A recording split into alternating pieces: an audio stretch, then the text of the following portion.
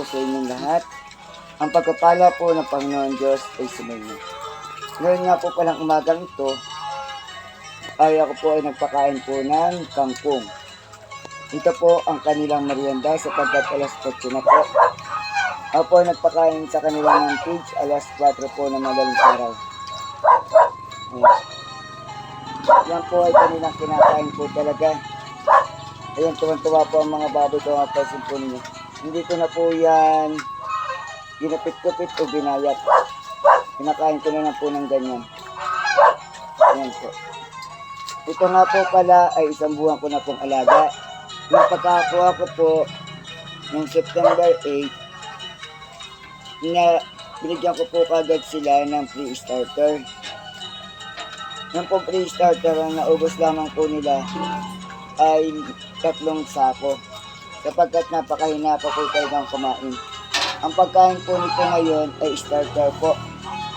Pinakailangan ko po sa starter ay makalimang sako. Para po sila ay bumigat. At hindi ko na rin po sila titipirin. Kasi ako, pagay po kasi magaan, ako po ay talo. Ayan po. Ayan na, umiga na po yung isa habang nakain ganyan po sila. Inanahan na po ng kapatid. Ayan. Ito pong dumalaga ko. Hindi ko po alam kung buntis po yan. Ayan po, nahingi pa po ng kangkong. Binigyan ko na rin po, maganda lang po kasi ang kangkong sa katawan. Kung mapapansin nyo rin po, may mga gamot po yan. Ayan po. Kasi may mga sugat po. Kawawa po kasi ang baboy kapag hindi po ginagawa. Sana nga po, itong baboy na ito ay buntis na po.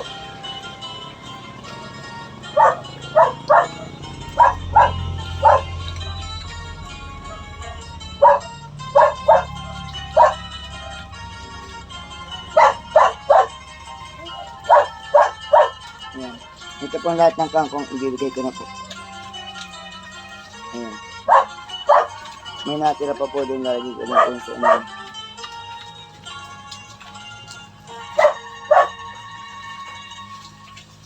Ayan po.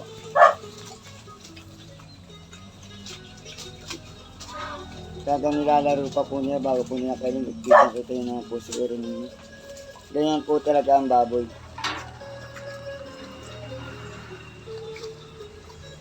Ito po ang mga alaga kong baboy. Paano po ba ako nagpapakain sa baboy? Mula po pagkakabili ko, dapat po ang pre-starter pong gagamitin ay 5 sako po bawat isa. Ang 1 sako pong pre-starter ay 1/4 po 1 sako. Tapos po ang starter naman ay 1/750 po. Ang grower po ay 1/7. Ayan po. Ubos po ako dito ng grower po, 5 sako rin po. Tapos po finisher, 5 sako pa rin. Ito po ay magdadalang buwan ngayon po November 8. Ayan po.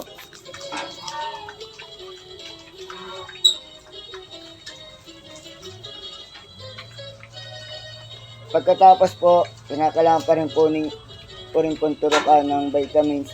Ay tinuturo ko na lang pong vitamins Ebexan SP para po madali pong lumaki. At buwan-buwan po, ginagawa ko po sa mga biik ko. Kinakailangan ko po sila na purgahin para maalis po ang bulate sapagkat ang akin pong bedding ay hindi naman po simento.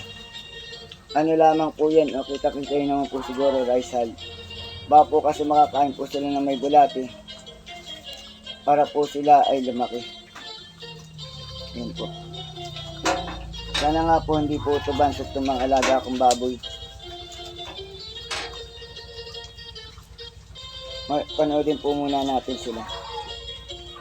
Alahin nga po pala ng baboy na ito ay large white, saka po ay ang ama po ay Duroc.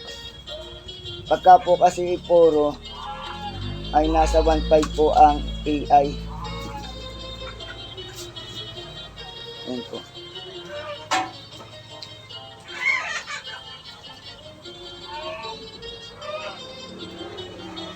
Mas mura po kasi kapag ka po Dorok.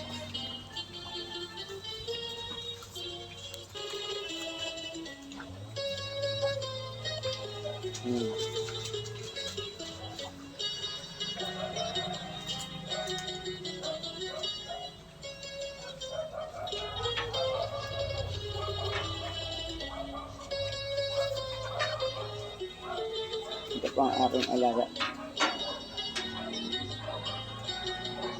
Ito nga po panalaki ng aking kulungan ay 2x3 lamang po. Kung mapansin niyo po, maliit lang po siya.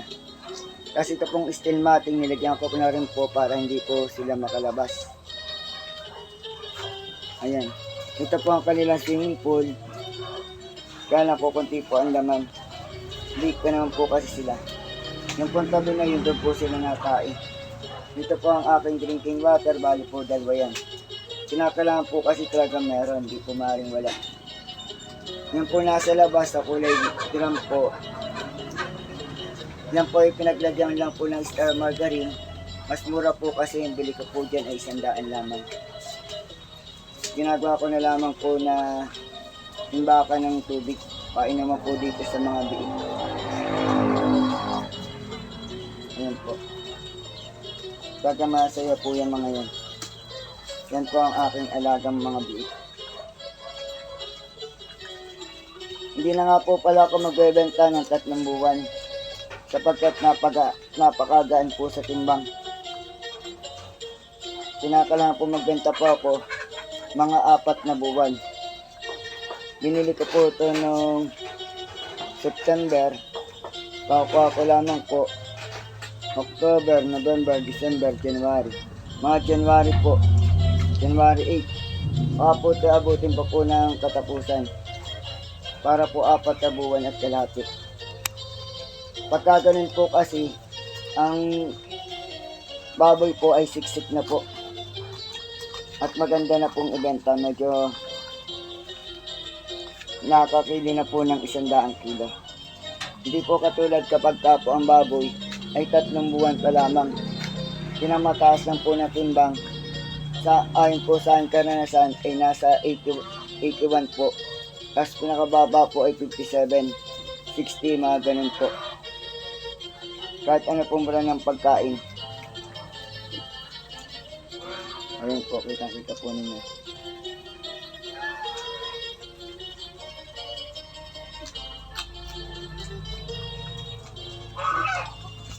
Yan. Tuturukan ko nga po pala ito ng vitamins. Baka po katapusan na lamang para wala pong pasok. Yan po.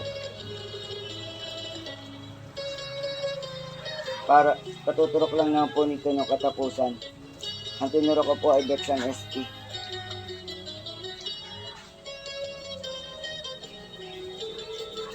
Ang turok po nila uli ay Dexan ST na lamang po. Ayan, kita ninyo po, kain pa po sila. Yung isa po, inaagawan pa. Hindi po kumuha dito. Yung ano po, ibang kangkong nilalaro na lamang po nila dahil nga po sa dami.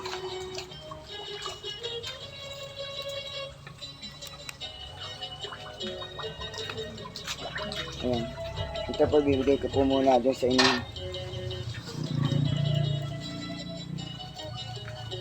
Ayan po. Yan po ay dumalaga. Hindi ko pa alam kung buntis po talaga siya. Kasi sinubukan ko po siya na pregnancy test. Kaya lang ang lumabas po ay negative, 1 guhit lamang po. Nag-order po ako sa Lazada para po sa pregnancy test para po sa mga baboy. Ang ginamit ko po kasi ay sa tao. Malaki po ang pagkakaiba. Kaya ikukumpara ko po. Bali 1 buwan na po itong pinababahan. Pinababahan ko po siya ay September 14.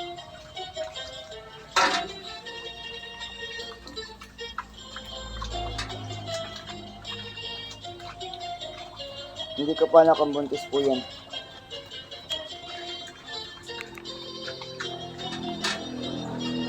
Pag po ito ay nangandi hanggang Sabado, ibig sabihin po hindi po siya buntis.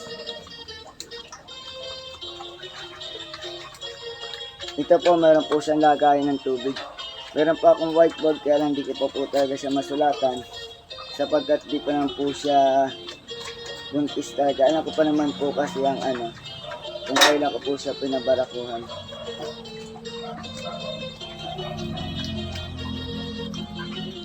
Ayan po.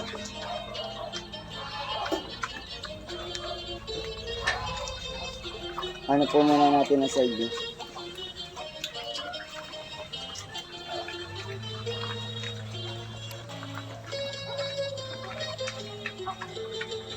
Hindi pa lang po nalaki yung kanya pong private part. O yung pong kanyang kayamanan. Ito po mapansin niyo po may mga sugat po yan. Ayan po. Kaya po nilagyan ko po talaga ng kagad gamot para po maagapan. Ito rin po ay nakabartolina na po. Ayan. Hindi pa lang po talaga siya nagagawa.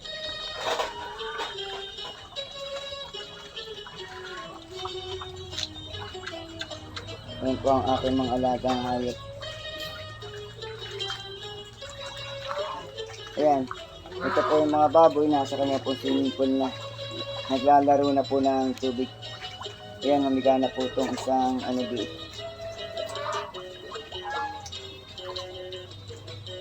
Ayan po. Tunghayan po muna natin ang aking po pong ibang mga alagang hayop. Dito po sa aming bakuran. Ito nga po pala, alaga ko manok. Yan po ay kalating native, kalati po ay Texas. Ayan po. Bali 3 linggo na po yung kanyang mga sisi. Ayan. Wala po kung bawas ang kanya pong mga sisi.